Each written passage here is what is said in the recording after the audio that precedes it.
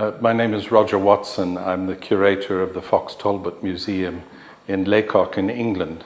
It's the English birthplace of photography. But I've been to Russia before. I'm interested in Russian photography, in particular early photography, the daguerreotype and calotype. So I'm always happy to come back to Russia and visit again. The only other exhibition I've seen was in the Hermitage. So it's very difficult to compare. But this is a very beautiful museum. It's been created with love and attention to detail. The layout of the spaces, the rooms, the pictures on the walls, it all tells a story of someone who is very much in love with photography and very much respect. And this is important because it's Russian photography.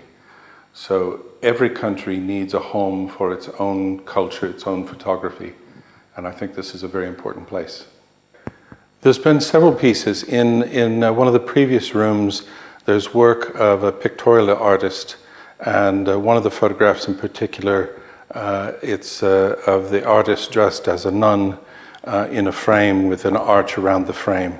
And it's a spectacularly beautiful piece. I need to know more about that photographer, but it would be interesting to know. As you know, in Western Europe, our history has always tended to stop at the borders of the Eastern countries. So we don't know a lot about Eastern photography and Russian or Polish or any other photography. So it's always good to learn. There's very few daguerreotypists working regularly in the world. There's maybe 10 or 15 that I can think of quite specifically.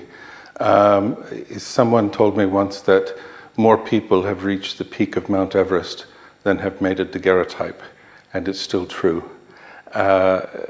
It's something that Mike Robinson and I have been engaged in for several years in teaching photography to new students. It's been called a mirror with a memory. So looking into it, if you turn it one way, you're looking into the eyes of someone from 170 years ago. If you turn it slightly, you get a reflection and you're looking back into your own eyes. There's a connection that you can make with a daguerreotype that you can't make with paper photographs.